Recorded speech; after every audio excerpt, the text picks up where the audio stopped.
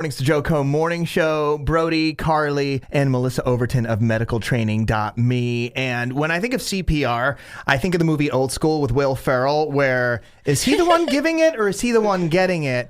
All of a sudden, he's daydreaming about making out with his wife, and then in real life, the guy's like, no, and he kicks him back into the pool. Right. So, but I would be afraid, besides making out with Will Ferrell, of doing damage when doing CPR. You're exactly right. There are a few things that really stand out on why people don't start CPR. And if we really narrow them down to one category, I tell people it's fear and doubt.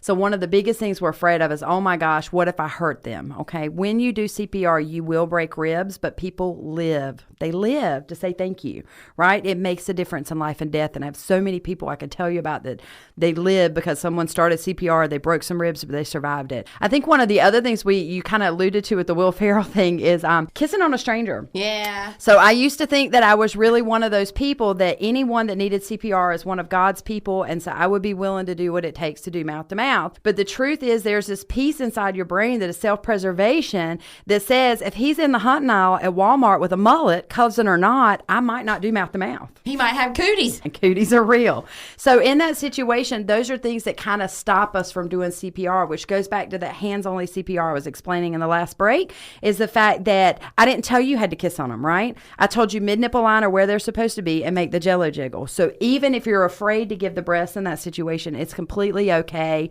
to start CPR. Now, if there's a cute person, you happen to be single, if you want to do the mouth-to-mouth, that's okay, Like, right? do you really want to do mouth-to-mouth with somebody like Morgan Wallen? I mean...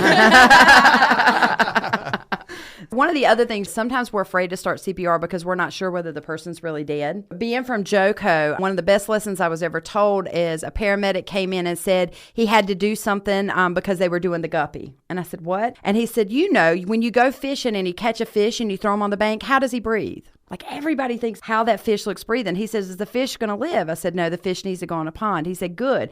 If you ever see somebody that looks like a fish that needs to go in a pond, start CPR. They're dead.